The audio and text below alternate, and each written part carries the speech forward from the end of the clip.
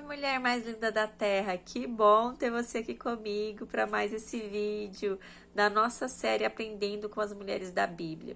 Eu espero que você esteja bem e eu espero que o Espírito Santo coloque uma terra fértil no seu coração, para que juntas nós possamos aprender da palavra de Deus e aprender com essa mulher maravilhosa de hoje, que hoje nós vamos aprender sobre Raquel, o que Raquel tem para nos ensinar. E eu quero começar já com o plano de fundo, falando um pouquinho da história de Raquel. Raquel, ela foi esposa de Jacó. E olha que legal, gente, porque a história deles é fantástica. Jacó foi direcionado ali para ir até onde estava o seu tio Labão. E ali ele avistou Raquel indo no poço, que estava pastoreando as ovelhas do pai dela, né? E ele já se apaixonou de cara, acredito eu. Ali ele já ficou 1 mês na casa do seu tio Labão e se apaixonou por Raquel. E com o seu tio Labão ali, ele negociou trabalhar 7 anos para casar com Raquel. E eu quero salientar a vocês que ele não casou com 7 anos com Raquel, porque ele foi enganado e ele teve que trabalhar mais 7 anos para casar com a mulher que ele amava. Olha o tanto que esse homem amava essa mulher.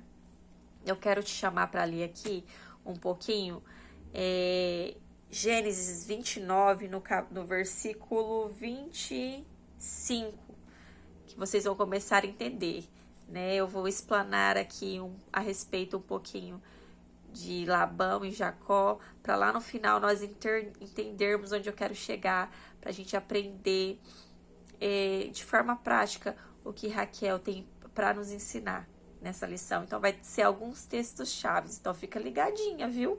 Olha só, Gênesis 29, no versículo 25. E aconteceu que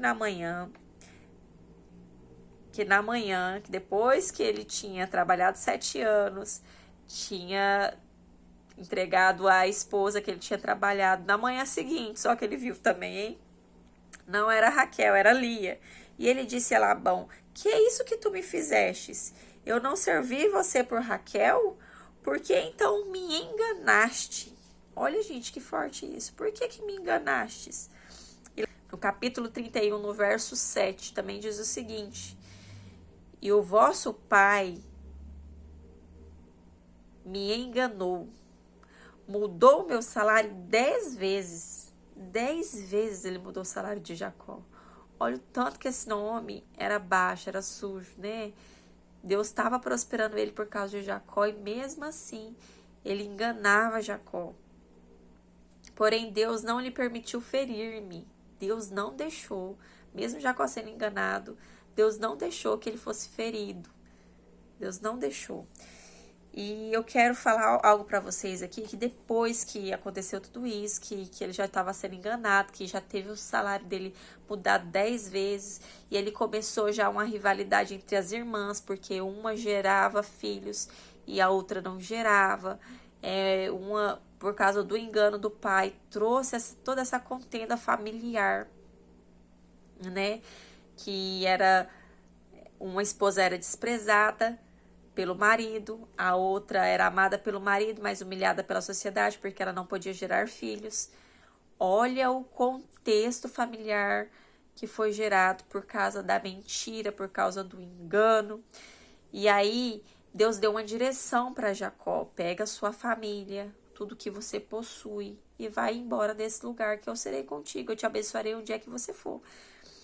E aí Jacó pegou e obedeceu o Senhor, juntou tudo que tinha, chamou as suas esposas, Raquel e Lia, explicou tudo a situação para elas, falou: olha, eu trabalhei assim, assim pro seu pai.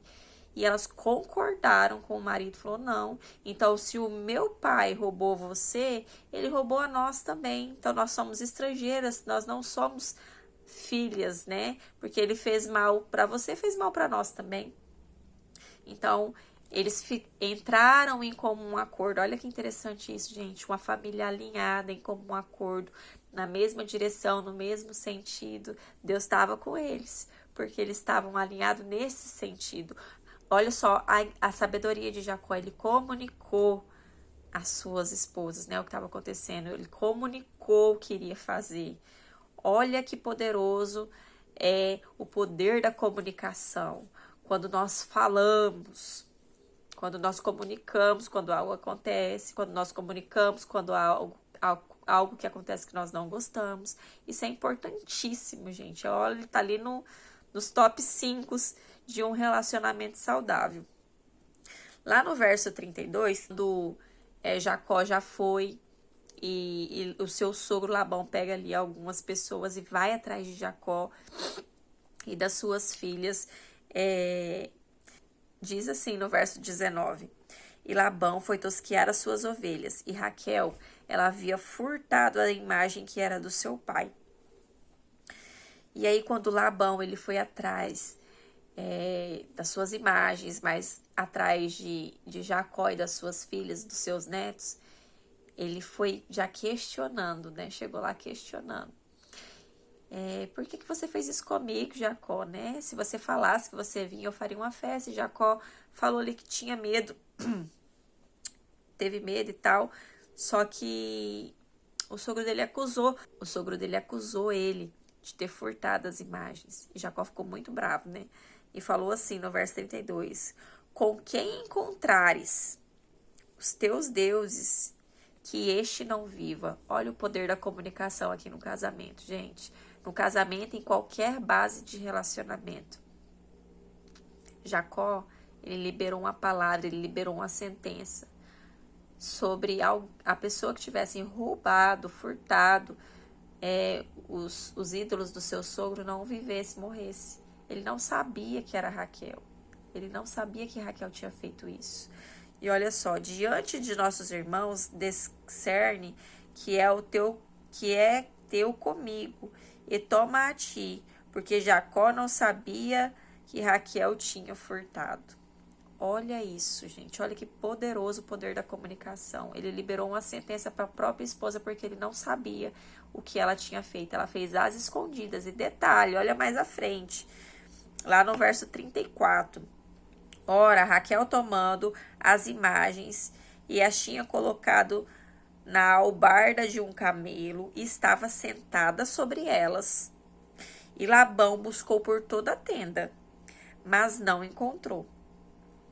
E ela disse ao seu pai: Não se aborreça, meu senhor, porque por não posso levantar-me perante a ti. Olha o engano aqui, eu não posso levantar-me perante a ti. Ela sentada em cima dos negócios. Pois eu estou no costume das mulheres estar sobre mim. Ela estava naqueles dias, né? E ele procurou e não encontrou as imagens. Olha o comportamento, olha a raiz familiar se repetindo. Aquilo que o pai dela fez, ela fez com o pai dela. Ela repetiu um comportamento que trouxe consequências para a vida dela de morte, né? Porque ela enganou, ela fez aquilo que o próprio pai havia feito. Ela repetiu o comportamento, ela trouxe essa raiz familiar para dentro da casa dela. Ela não comunicou ao marido dela sobre o que ela havia feito. E ela recebeu uma sentença por falta de comunicação, né? De dizer, ou de se arrepender, ou de devolver. Ela enganou o pai dela, ela enganou o marido dela, né? Mentindo, dizendo que não estava ali, ela estava sentada sobre as imagens do pai dela. E eu quero que você pegue seu caderninho aí e anote, assim como eu vou anotar aqui também, como eu já anotei algumas características familiares, algumas raízes familiares de comportamentos que nós trazemos da nossa família, que não agradam o Senhor. Eu quero que você aprenda com Raquel sobre isso, né? Porque ela carregou, ela trouxe para dentro da casa dela, ela trouxe para a vida dela uma maldição familiar, pelo fato de não reconhecer, não sinalizar um comportamento errado. Nossa, eu não acho legal isso aqui que meu pai faz, ele enganou não só o marido, mas quantas pessoas esse homem não deve ter enganado, e ela deve ter presenciado, né? Não é legal isso que o meu pai faz, eu não quero repetir, que isso acabe em mim. Escreve aí as características familiares da sua família, as raízes familiares maternas e paternas que dizem em desacordo com a palavra de Deus. Sinaliza, anote e veja qual você está repetindo. E apresente diante do Espírito Santo. Fala, Senhor, quebra isso hoje na minha vida. Esse ciclo que vem se repetindo de geração em geração, esses comportamentos, se é uma língua maledicente, que as famílias se reúnem e falam mal um dos outros, Senhor, que seja quebrado. Eu não quero mais ser assim. Que seja quebrado, Senhor, hoje na minha vida. Se é um ciclo de reclamação, Senhor, a minha família senta e só reclama, reclama, reclama. Nossa, minha mãe só reclama. Nossa, o meu pai, então, meu Deus, se está sol, ele reclama, se está chuva, ele reclama. Qual que é a raiz familiar que você tem carregado? É a do engano, é a da mentira, é da ira? Sinaliza, anote todas, se quebre isso, apresente ao Espírito Santo, deixe o Espírito Santo ministrar no seu coração. Senhor, que hoje seja quebrada essa raiz familiar na minha vida, Pai. Que pare em mim, que isso não passe para mais nenhuma geração, Senhor. Coloque isso diante de Deus.